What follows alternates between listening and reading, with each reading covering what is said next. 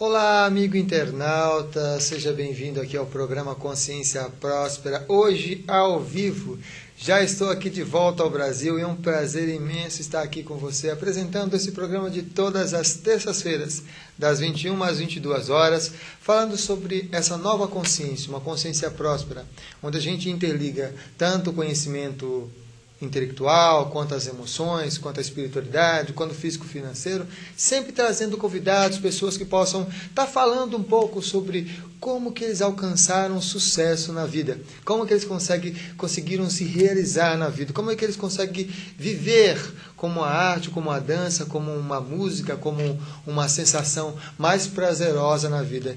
E é sempre um prazer contar com vocês, aqui, participando com a gente do chat, mandando suas perguntas, suas sugestões, suas opiniões, interagindo, porque esse programa é para você, esse programa é seu. A gente sempre aprende juntos aqui. E hoje o título do programa é Superando Limites. E nosso convidado especial de hoje é o Marcos Rossi. Seja bem-vindo, Marcos. Obrigado, boa noite, Samuel, boa noite, pessoal que está em casa. Muito bem. E o Marcos, ele nasceu com uma síndrome que impede o desenvolvimento dos braços e das pernas, né? E ele tem desenvolvido diversas palestras, diversos conhecimentos motivacionais, incentivando as pessoas a, mesmo com suas limitações, com seus desafios, superá-los e transpor e realmente alcançar o seu sucesso, né? A gente vai começar com uma pergunta aqui que está na nossa pauta, que é: como é que foi a sua infância, Marcos? Como é que foi a sua infância? Que limites que você teve que superar para alcançar essa sua maneira de pensar que você transmite nas palestras? Olha, quando as pessoas ficam sabendo que eu nasci assim, sim, primeiro ficam imaginando que eu tive uma infância triste, né? Que eu ficava vegetando. Mas eu posso dizer para você que eu tive uma infância muito feliz.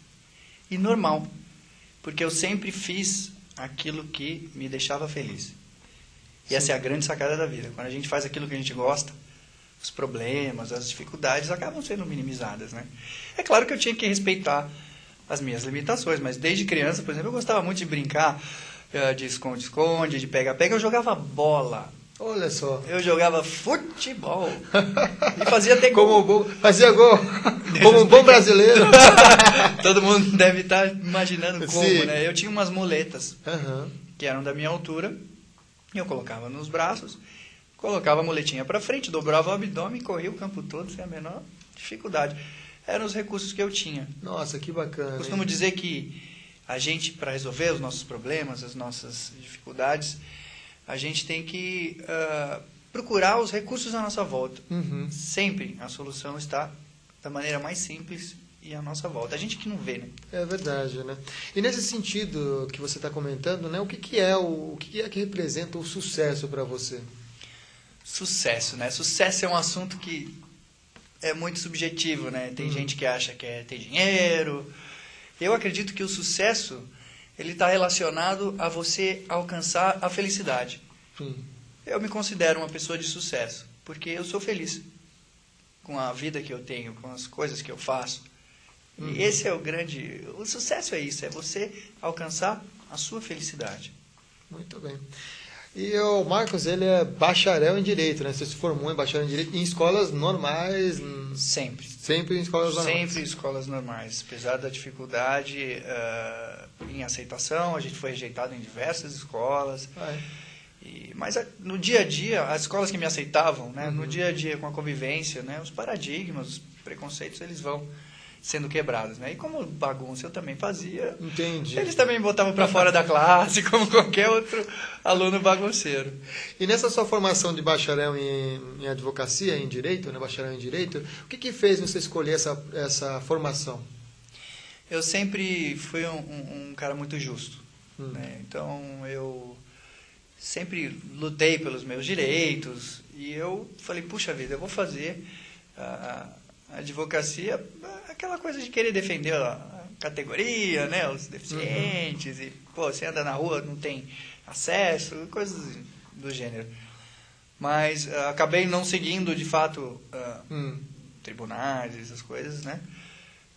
Mas eu descobri a minha missão, que realmente é essa. Tudo que eu vivi, que eu tento passar para as pessoas, é justamente por isso, né? Para minha missão é passar para as pessoas que reclamam da vida, que acham que não é possível, sempre existe uma possibilidade. É só a gente querer. Entendi. Hoje você trabalha não?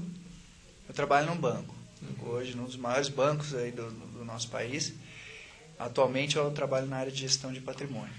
Entendi. Lá nesse banco você já faz há quantos anos que já está nele? São 8 anos. 8 anos de banco. Bastante tempo. Já passei por algumas áreas. Já trabalhei na área de relações trabalhistas. Já passei pela área de recursos humanos, onde lá eu toquei um projeto de inclusão de pessoas com deficiência.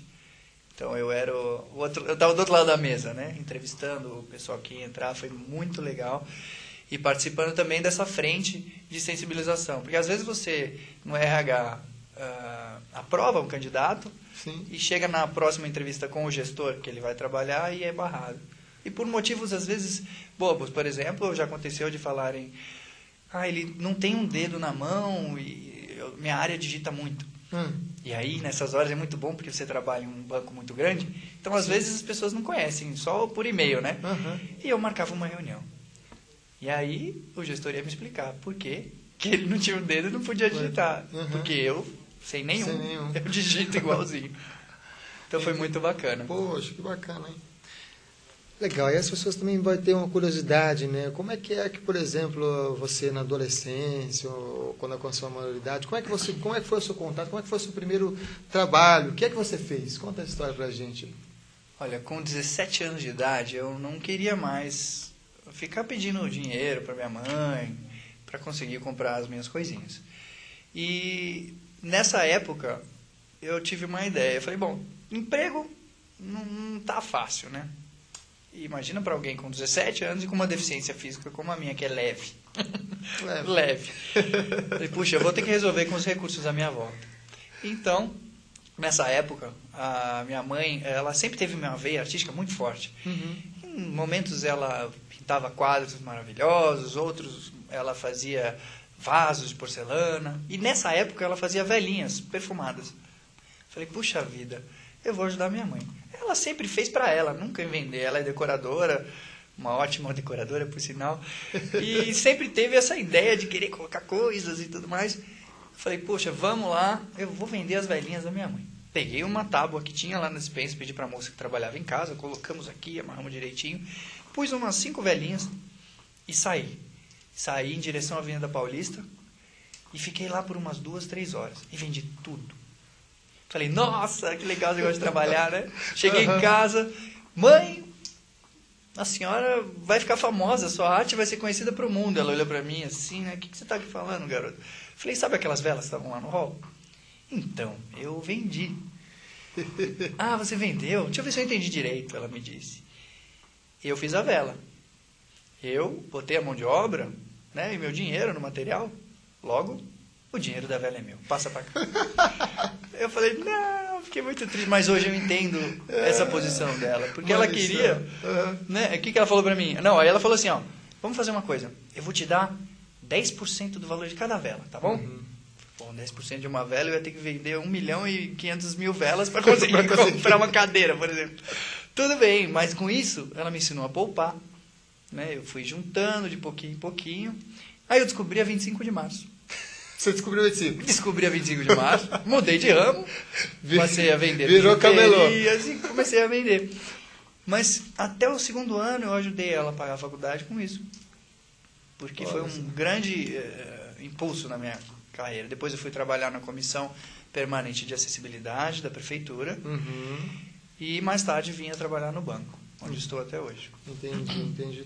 E nas suas palestras tem trabalhado muito essa temática, né, da equipe, né? Fala um pouco sobre o trabalho de equipe. Qual a importância desse trabalho de equipe, né? Eu acredito que a equipe é um assunto muito amplo, porque mesmo as pessoas, né, quanto as áreas, têm que trabalhar juntos.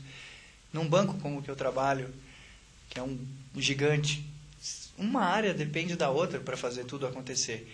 E assim é no dia a dia. Né? Você tem os seus colegas, uns têm mais tempo de banco, outros têm menos, mas a gente tem que manter sempre um ambiente saudável, sair um pouco daquela coisa de isso não é meu, isso é seu. Né? Às vezes você tem que sair quadrado, vamos dizer assim. Sair do seu espaço ali e ajudar o outro, enfim. Sim. Vejo muito isso, fazendo uma analogia na escola de samba, né? Que eu sou ritmista de escola de samba também. E, por exemplo, em uma bateria de escola de samba, um não pode querer tocar mais do que o outro, não pode, por exemplo, querer fazer um solo, alguma coisa. Você pode atrapalhar o andamento de um ano inteiro, né? E ser julgado por isso lá na hora da pontuação. Então é essencial, primordial o trabalho em equipe. Legal. E já que você falou de ser sambista, né? Fala um pouco, porque como é que você se tornou aí um ritmista de escola de samba? Como é que é essa história? A minha irmã sempre tocou em um bloquinho de bairro, né? Isso com uns 17 anos, mais ou menos. E acho que até menos. E eu sempre ia vê-la tocar.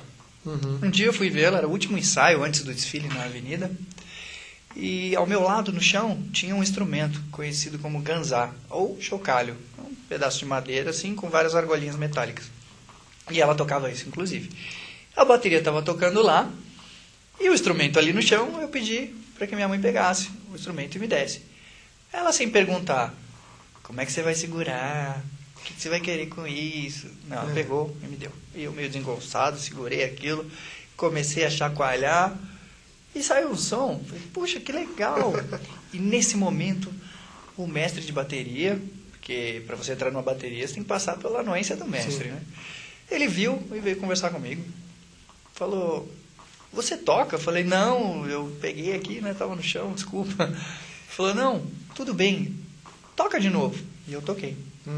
Falou, garoto, você tem ritmo. Por que você não desfila com a gente? E aí, eu falei, tá bom. Foi muito gostoso, acabou se tornando um grande hobby e uma paixão. E os anos foram se passando. O instrumento que eu tocava, o ganzá, geralmente é a primeira fileira de uma escola de samba, ou de um bloco, né? Sim. Só que ele é todo composto, 95% por meninas. E você imagina os amigos, instrumento de menina. Olha só. Eu vou ter que aprender a tocar outra coisa. Vamos lá, vamos aprender a tocar outra coisa. Mas eu não fiquei pensando, o que a minha deficiência vai permitir que eu toque? Eu falei, qual som eu gosto mais, além do chocalho? E aí eu decidi que eu iria tocar tamborim. Aí eu pedi pro meu pai me mandar um tamborim, ele me deu um tamborim. E imaginem só, chegou o tamborim, eu olhava pro tamborim e o tamborim olhava para mim, né? O que a gente vai fazer? E eu decidi amarrar com durex. Como é que surgiu essa ideia? Porque desde pequeno eu utilizava, como eu estudei em escolas normais, eles não tinham a menor preparação assim para lidar com a criança na minha condição. Sim. Então eu foi uma brilhante ideia, também com os recursos à nossa volta, que minha mãe teve, muito criativa, de utilizar durex. Então aprendi o lápis com durex e eu escrevia. Comecei a usar rabisquinhos e para escrever foi um pulo. Claro que hoje eu não uso mais o durex para escrever. Mas eu lembrei do durex. Sim. Poxa, vamos lá. E deu certo. Coloquei aqui uma baqueta e pum. Deu certo na minha cabeça. Porque a primeira baquetada que eu dei, pá, a baqueta voou longe. Era muito frágil o durex. E aí eu passei a utilizar fita isolante, aquelas pretas, né? E estou até hoje com o durex. Saí desfilando, fiz umas aulas, desfilei de tamborim. Meu amor pelo samba foi crescendo. Decidi tocar caixa, que é um instrumento que toca com 2 baquetas e é grande, tem que ficar no colo. Bom, que recurso eu preciso? Eu já tenho fita isolante, eu tenho 2 braços. Vamos lá. Aprendi a tocar caixa e desfilei naquele ano seguinte também, tocando caixa. Aí um dia um amigo falou, Marcos, você já toca faz tempo, por que você não tenta fazer um teste numa grande escola? Essas profissionais que desfilam no sambódromo. Falei, boa ideia, vou tentar. Fui numa grande escola de samba, perto de casa, e pedi para fazer o teste, né? Esses caras são meio bravos, esses mestres de baterias, né? Posso fazer o teste? Ele olhou para mim e falou, não. Direto, não. Não, sua cadeira de rodas pode fazer a escola perder ponto na avenida. Direto, assim, deu logo um gancho, né?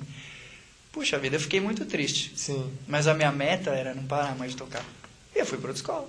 Fui para a X9 Paulistana, que eu tô até hoje.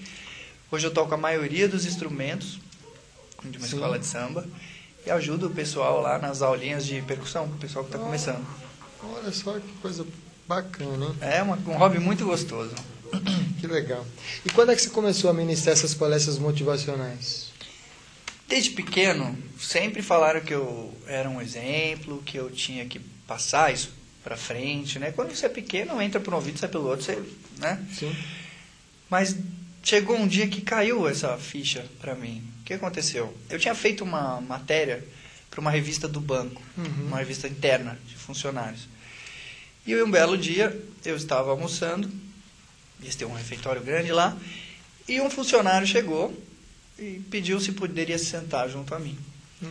Falei, tudo bem. E quando ele chegou, ele falou, escuta, você ainda está saindo na revista? Fez uma brincadeira, assim, né? Que era uma matéria de carnaval, tocando. Falei, não, faz tempo, parei, tudo mais. Falei, eu quero te contar uma coisa. Quando saiu a sua matéria, a gente estava num período muito difícil na minha família. Meus pais brigavam todos os dias, quase agressão física. Meus irmãos, ninguém queria saber de trabalhar, de fazer nada. E eu peguei alguns exemplares e levei para casa e dei um para cada um. Falei, olha, isso aqui quer viver. Repensem o que vocês estão fazendo. E eu só vendo o que ele estava falando. Ele falou, cara, hoje, de fato, os meus pais decidiram se separar, que era o melhor antes que acontecesse qualquer coisa dessa. Todos os meus irmãos estão trabalhando e juntamos, com esse esforço, compramos um apartamento juntos. E foi graças àquela mudança daquele dia. Nossa. Você não tem noção do potencial de motivação que você tem. Por que você não dá palestras, por exemplo? E eu falei, puxa vida, né? O meu maior medo era falar em público, acredite se quiser. Nossa, falei, você era tímido quando era criança? Nossa, assim, não, eu era bagunceiro, mas na hora de apresentar alguma coisa, e eu decidi tocar isso. Percebi que a minha missão era realmente essa. Falar, comunicar. Eu não acredito em coincidências. Sim. Eu acho que existe um propósito para tudo. Então, ele não ia cair com aquela história na minha mesa, né? Se não fosse um empurrãozinho, assim, vai. Essa coisa de falar de propósito, né? Para você que está dando palestras, as pessoas até com inscritos e tudo mais, qual é a recomendação que você daria a essas pessoas para elas também conseguirem acessar um pouco desse sentido de propósito de alma, de propósito de vida? Eu acho que você tem que repensar primeiro, assim, por que você está aqui. Analise os fatos à sua volta, as oportunidades que são sempre demonstradas, né? E veja o que você pode aproveitar de tudo isso. Porque muitas vezes as coisas... Eu podia ter muito bem nessa situação, ter terminado meu almoço, ir embora e seguir com a minha vida. Sim. Mas não, eu estava com a antena ligada. Então a gente tem que abrir a mente. Abra sua mente. Preste atenção sempre nos detalhes que eles são o tempo todo mostrados para você. Então a gente tem que estar com a anteninha ligada e prestar bem atenção nessas coisas. Muito bem. A gente tem uma pergunta aqui via chat do Osvanir Júnior. E ele está aqui perguntando, né? Gostaria de saber como é para você conviver com um mundo ainda cheio de preconceito. Um mundo cheio de preconceito. Isso aí é uma coisa que a gente tem que aprender a lidar, né? Isso é o tempo todo, e não só com quem tem deficiência, mas, enfim, existem vários tipos de preconceito. Mas a gente tem que saber filtrar isso. Né? Não adianta nada você ficar triste, se enterrando em lamúrias, né? Ai, porque ficar com raiva ou querer se vingar do mundo. Não adianta. Sim. Você tem que gostar de você, do jeito que você é, e tem que correr atrás dos seus direitos. Se for realmente um caso bem complicado, você pode procurar justiça, enfim, né? Tem todos os meios possíveis. Mas não guarde isso para você. Não fique somatizando esse tipo de coisa, que vai fazer só mal para você. Isso é legal. Aí você estava falando sobre como você começou, né? Que foi incentivado por outras pessoas para dar palestra. Como é que foi a sua primeira palestra? Aquela primeira vez que você chegou, entrou lá no palco, agora eu vou falar para um grupo de pessoas. Como é que foi essa sua experiência? A minha primeira palestra foi uma palestra pequena, na verdade, né? Sim. Eram, acho que 20 minutos. E, puxa vida, por incrível que pareça, foi tranquilo. Porque, aliás, a minha palestra ela é um pouco diferente dos modelos que a gente está acostumado a ver. Sim. Então, a gente não tem aquelas coisas muito técnicas, né? Eu falo sobre qualidade, falo sobre trabalho em equipe, enfim. Mas eu procuro fazer do formato dela um bate-papo. Entendi. Então, eu comecei a bater papo. É claro que eu tremia, né? Suava frio. Mas foi muito tranquilo e fui muito bem recepcionado. E foi um grande empurrão, né? Falei, vamos lá. E cada vez que eu fazia, eu melhorava. E hoje, graças a Deus, assim, 99% das palestras a gente consegue se aplaudir de pé e ter muitos feedbacks positivos. Muito bom, parabéns, Marcos. A gente agora vai para um quadro Minuto Finanças com o Paulo Miranda. Ele vai estar dando uns toques agora para a gente. Então vamos lá agora, vou pedir para o Ale então passar aí o quadro do Minuto Finanças com Paulo Miranda.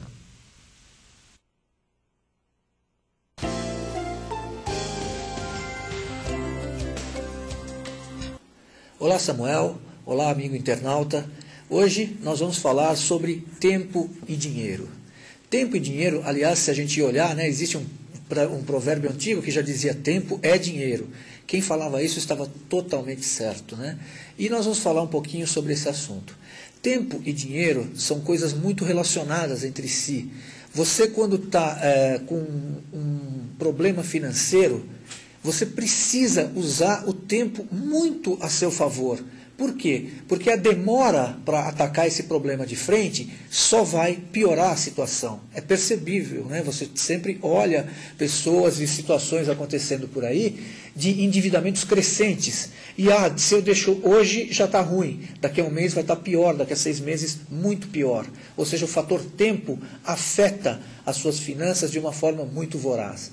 Por outro lado, se as suas finanças estão bem, tá certo? Usar o tempo a seu favor faz com que você consiga chegar mais longe em termos de horizonte ou conquistar seus objetivos em menos tempo.